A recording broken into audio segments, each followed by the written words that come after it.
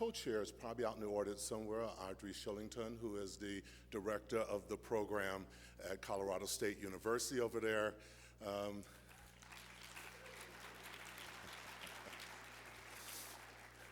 And then we also had a number of representatives from many of the MSW programs throughout the Rocky Mountain region that came together to support CSWE in their coming to Denver. So we're really pleased that they're here.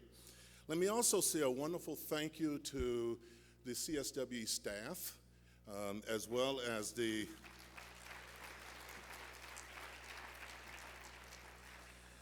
Council on Conference and Faculty Development, and I'm sure you'll be running into the number of people that works for CSW that was very important in the planning of this, as well as all the volunteers that are involved in this. So, let me also tell you, and I'm sure that you'll probably realize as you've seen the program book, that the staff has put together a cornucopia of learning activities and opportunities for you in the coming 3 days, and I hope that you will take advantage of all of those. I know it's very difficult because you're in such a beautiful place, and I'm going to take responsibility again for the great weather that Denver and Colorado is putting on for you. So I want to, before I move, enjoy the conference. Enjoy your time in Denver, and I hope that you will return back to us soon. And thank you.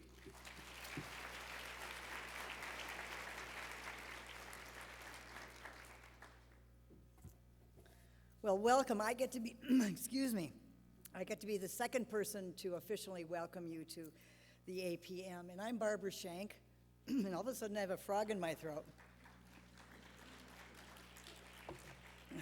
And I have the honor and the privilege of serving as chair of the board of directors of CSWE, so that's why I get to be here tonight. So I get to do some introductions. And first of all, I get to introduce our past presidents. So if you are a past president, would you stand? And then I will introduce you so I can see who's here. I know some of you are here, so don't be shy. Okay, over here we have Frank Baskind. And Brad Schaefer. And in the back we have Terry Hockenstad.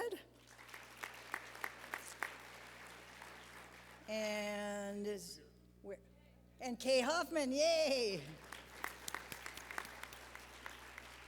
Thank you all for being here and continuing to be supportive and committed to CSWE. We really appreciate it. So over the past year, CSWE has benefited from the efforts of over 730 volunteers. And it's my honor to introduce some of our volunteer leadership. So let me start with the board of directors, and including the commission chairs. So I'll read your name. Would you please stand up? And then when everybody is standing, let's give them a round of applause. So first of all, Sandra Starks, Vice Chair and Secretary. Oh no, wait till the end. You're just like my students, you don't follow directions very well.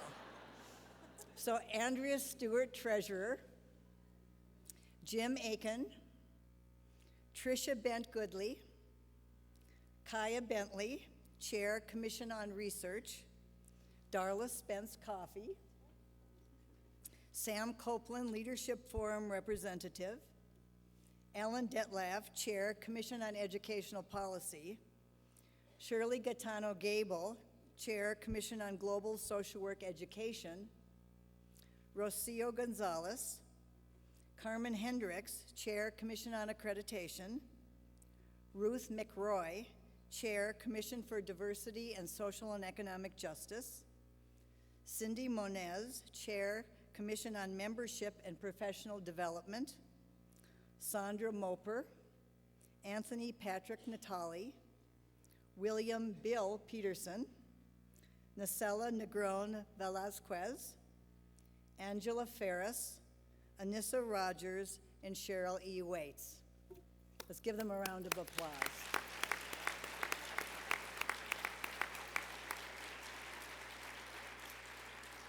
And I can tell you, on Wednesday we had our board meeting, And I can tell you what a wonderful board you have elected. They are a fabulous group of people, not only personally but professionally, and they're just great to work with. We had a great board meeting with lots of engagement and discussion, and it was fabulous, so thank you.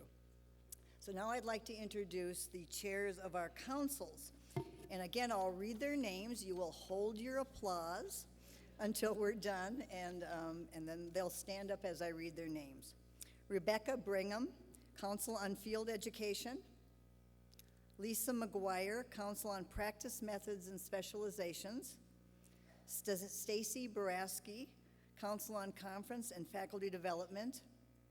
Ellison Zapay, Council on Leadership Development. Jonathan Singer, Council on Publications. Alan Allgood and Lydia Ogden, Council on Disability and Persons with Disabilities. Bronwyn Cross-Denny and Michael Robinson, Council on Racial, Ethnic, and Cultural Diversity. Johnny Hamilton Mason, Judy Posmus, Council on Role and Status of Women in Social Work Education. Shelley Craig and Edward Alisi, Council on Sexual Orientation and Gender Identity and Expression. And Deshana J.S. Undara, Council on Global Social Issues, and Joanne Corbin, Council on Global Learning and Practice. Let's give them a round of applause.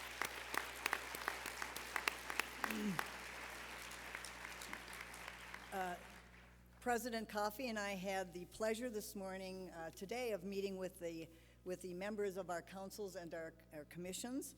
And we really, again, I wanted to tell all of you, we really appreciate the work that they do. They're fabulous contributors to the council and all the work that we do here. So thank you. Darla?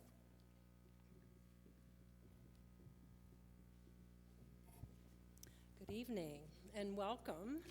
So excited about this. Barbara set a really good model, so I'm going to just follow in her footsteps. I have some other folks to introduce, and I'm going to ask them to stand when I read their name, and then when they're all standing, we can applaud. Thank you, Barbara. So first, I'm going to be introducing leaders of fellow social work and social work education organizations. Sam Copeland, president of BPD, the Association of Baccalaureate Program Directors. Jacqueline Mondros, president, National Association of Deans and Directors. Liz Lightfoot, president, Group for the Advancement of Doctoral Education. Edwina Uhara, president, Society for Social Work and Research. Edward Lawler, president, St. Louis Group. Richard Barth, president, the American Academy of Social Work and Social Welfare. Darrell Wheeler, president, National Association of Social Workers. Angelo McLean, chief executive officer, National Association of Social Workers. Mary Jo Monahan, chief executive officer, Association of Social Work Boards. Vimla Nikardny is president of the International Association of Schools of Social Work. Barbara Shank, president of the International Consortium for Social Development. She does so many things. Ruth Stark, president of the International Federation of Social Workers. Vishanti Supal is president, or immediate past president, of the Association of Schools of Social Work in Africa. Letney Rock, president, Association of Caribbean Social Work Educators. Dixon Sujak, president of the Canadian Association for Social Work Education. Mark Rogers, president of the North American and Caribbean Association of Schools of Social Work. Thank you.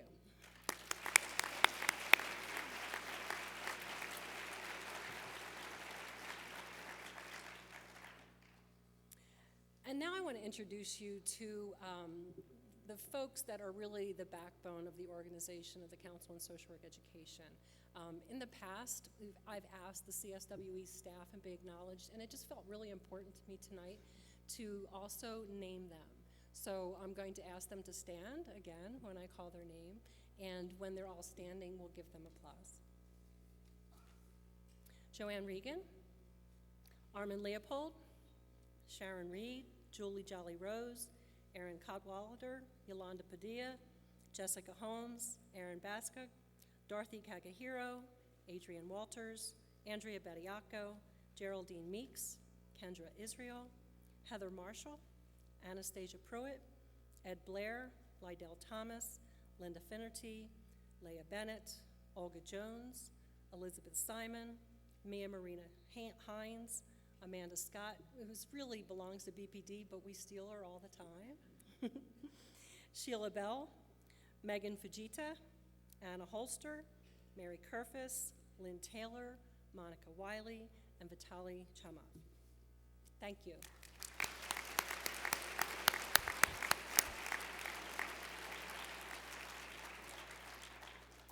We also like to take time to acknowledge a special group of, a special cohort. Every year we get to support a cohort of Minority Fellowship Fellows at CSWE, and Barbara and I had a chance to meet with them yesterday. So would the fellows please stand? And Dr. Jerry Meeks, the director of the MFP program at CSWE, so we can acknowledge you.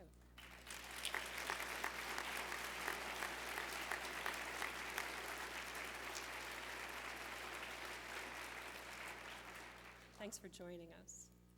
And now I'm going to turn it back over to Barbara.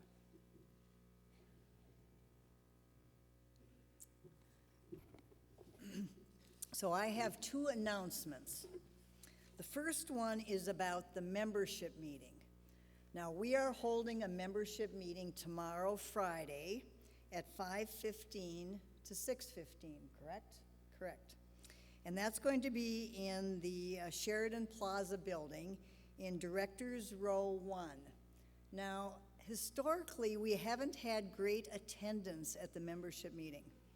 So I'm going to be taking attendance tomorrow. And if you're not there, you're going to be on my list of people to call.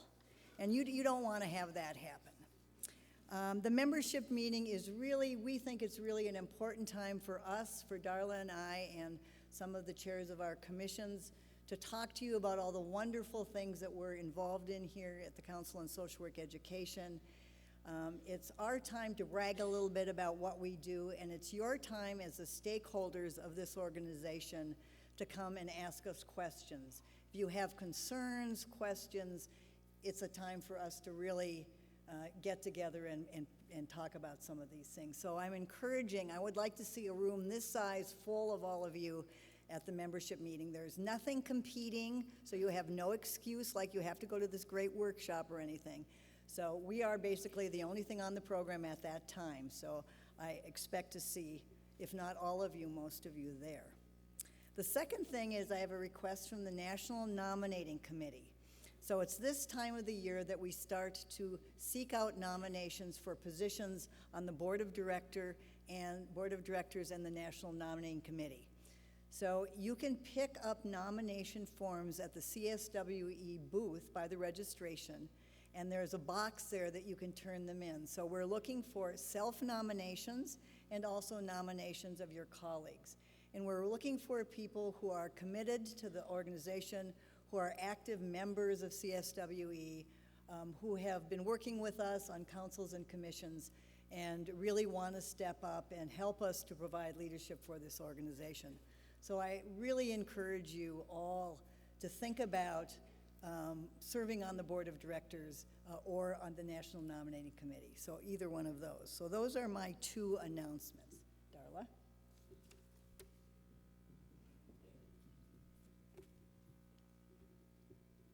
So I also have a couple of announcements before I get into introducing our speaker. Oh my goodness, I have to tell you that I just opened my iPad and our daughter just sent another picture of our 7-day-old grandson. So I'm having a moment. Before I do that, I just wanted to say that I really look forward to being here with you at our annual program meeting. While the weeks leading up to this conference are about the busiest that I can ever imagine being, and I'll be honest, the few days after the conference are typically spent hiding somewhere to recharge. Being with my social work friends and colleagues is always energizing and inspiring beyond belief. I leave feeling fed through opportunities to reconnect with friends and colleagues, happy to have made some new connections, and my head spinning a bit with new ideas. And I imagine that it's the same for you, at least I hope so. So before I get into the business of introducing our speaker and the thinking that went into his selection, I'd like to make a few announcements about some of the things that we're doing at CSWE that I find very exciting, and I hope that you do too. Some of you may have noticed that when I asked the staff of CSWE to stand to be introduced, Yolanda Padilla stood with them. Many of you know Yolanda Padilla from other parts of her professional life. Due to a unique partnership with the Division of Diversity and Community Engagement at the University of Texas at Austin, the CSWE Center for Diversity and Socioeconomic Justice has a director for the first time since the CSWE Board of Directors approved the establishment of the center in 2006. Yay.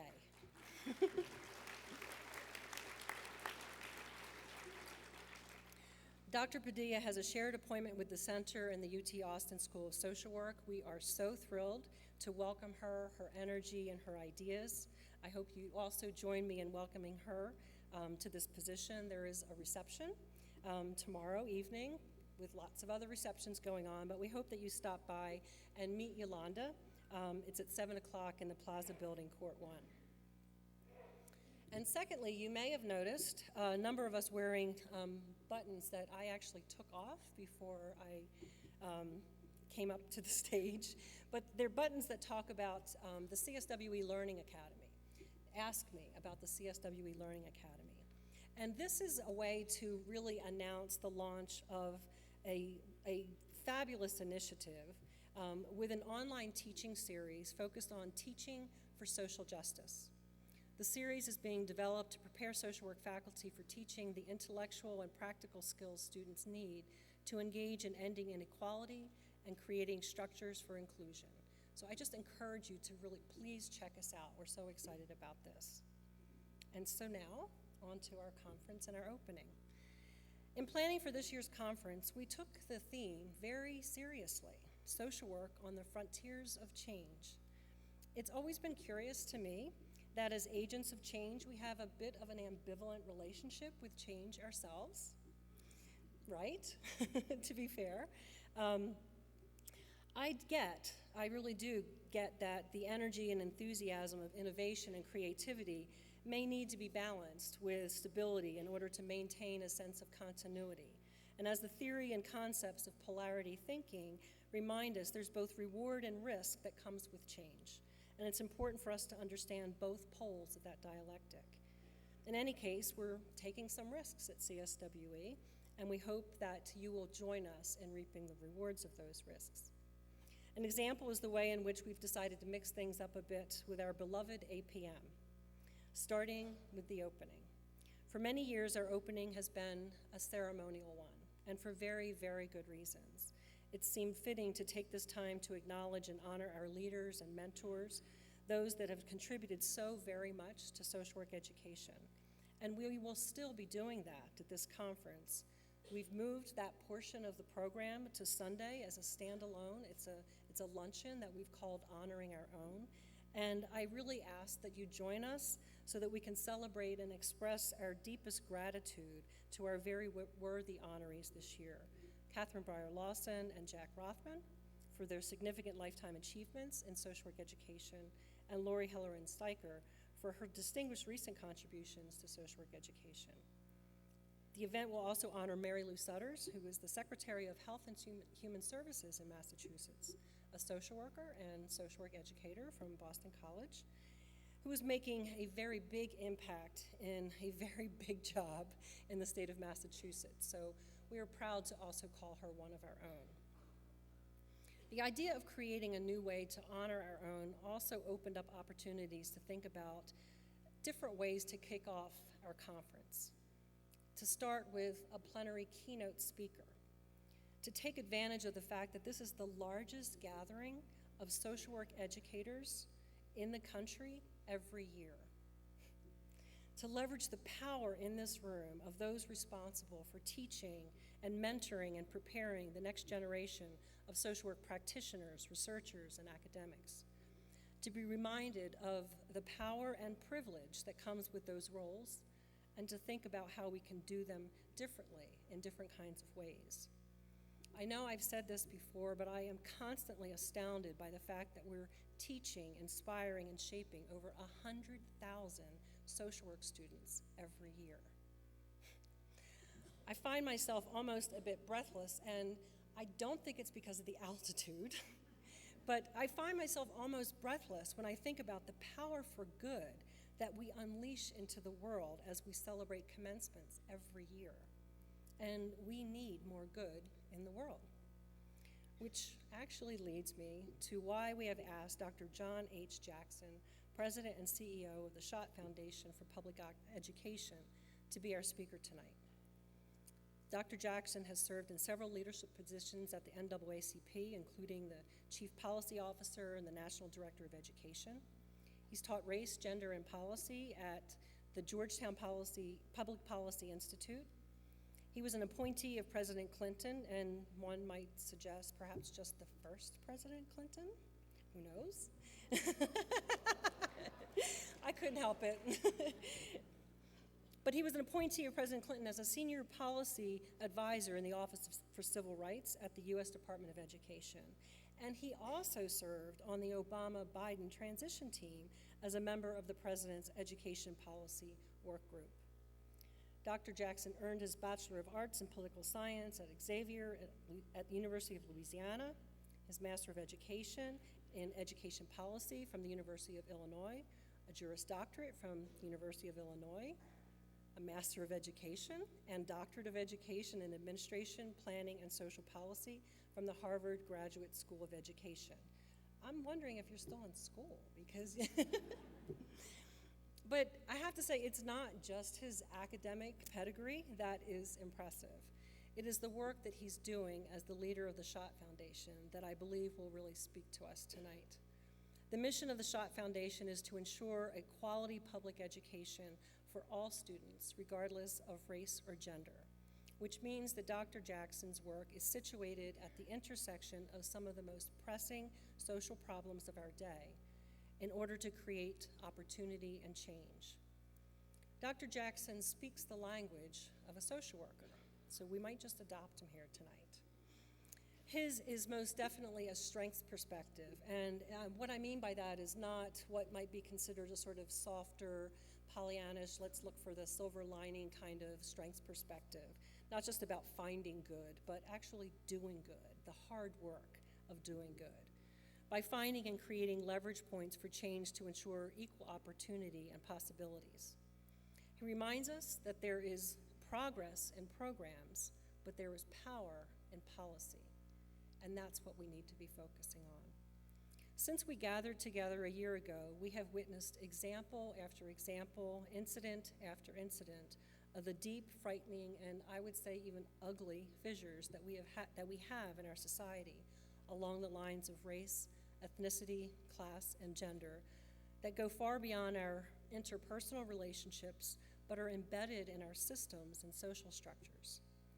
It's been a reminder to me and many of us that we need to ensure that we teach and reach beyond the approach of changing the world one person or one social worker at a time, but to think about changing the world one system at a time.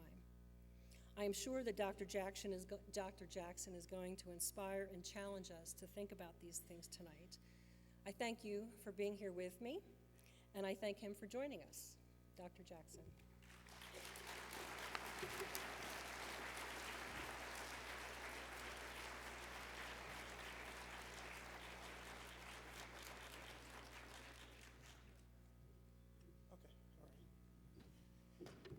Good afternoon.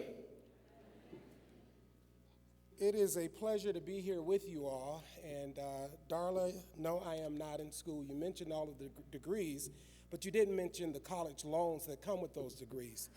So I'm not in school anymore, but I am still paying those loans. So it's a pleasure to be here with you all, especially to see you sitting in the seats. I came here, I'm working on East Coast time, so I got in and I knew that we were supposed to start at 6:30, but again, I'm working on East Coast time. So I actually showed up at 4:30 and there was no one here. And in the back of my head, I said, Darla, that wrist didn't work. But I'm glad to see you all here. Thank you, Darla, for your leadership and being bold enough to try something different, because we are in a time and season where what we are doing in the normal course isn't good enough, and we have to do new things. Barbara, thank you for your leadership as chair, because this is a very important group, and I'm glad that you all have taken the time to invest the time here to begin to have serious discussions, to strategize and think through how do we build a better social climate for all people across the country. You know, it reminds me of a story that I like to tell about an old man who married a young woman. And as the story is told, he was an old jealous man. And the old man became ill, and he pulled his young wife by his bedside and said, "Promise me that when I die, you're going to bury me with all of my money. Because I don't want you spending my money on any other man. Please make that promise." And she made the promise. And it came to pass that the old man passed away. And at the funeral, the young widow approached the casket with her girlfriend by her side. And she pulled an envelope out of her purse and she placed it in the casket. And as she began to walk away, her girlfriend just shook her head and said, "Tell me, girl, you didn't keep that promise." She said, "I did, but I wrote him a check." So it's very important that we invest the time that we have right now, because there will come a time when we can no longer make those investments.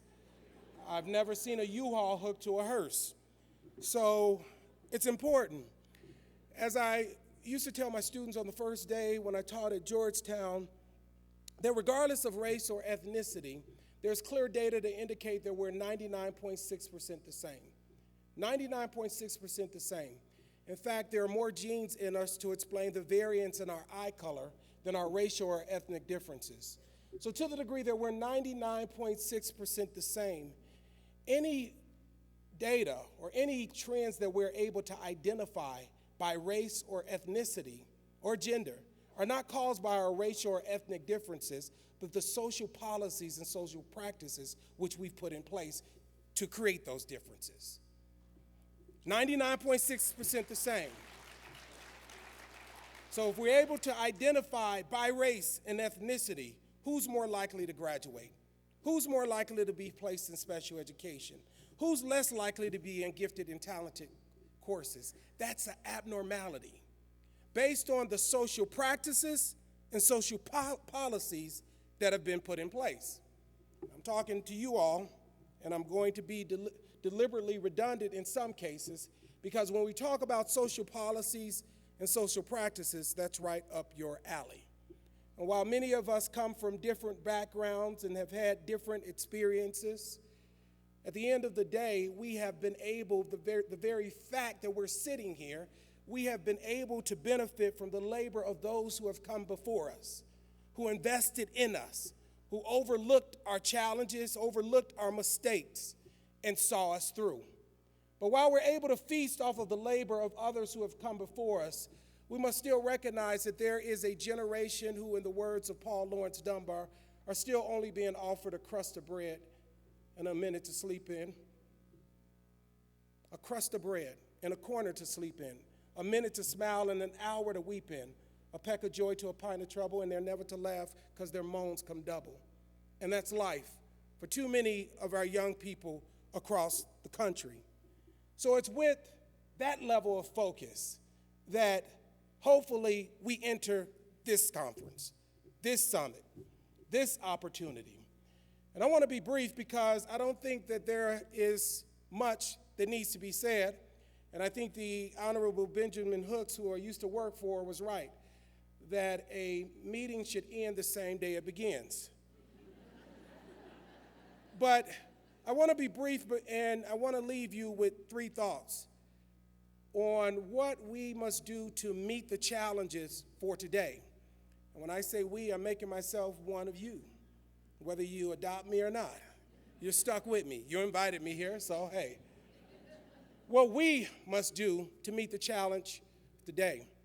First of all, I'll say you must know your job.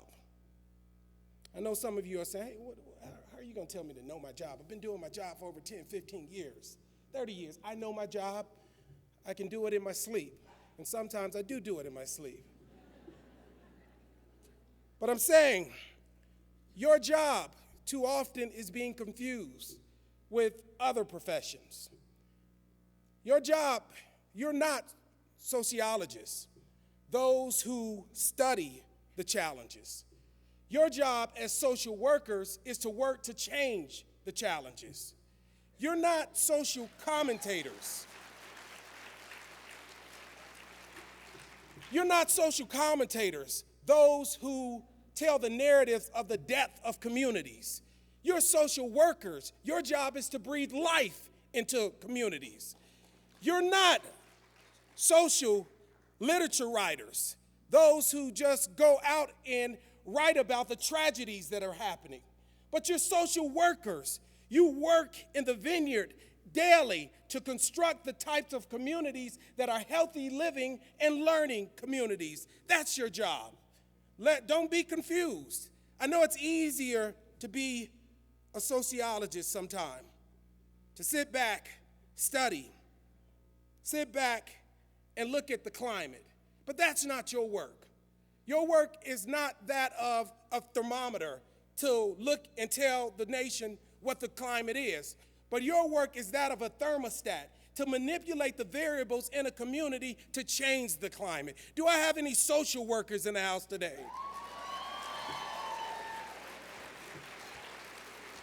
Know your job. And because you know your job, the very nature of your job is disruptive to the current system. And it's not just a step back to talk about I wish I had, but the very nature of your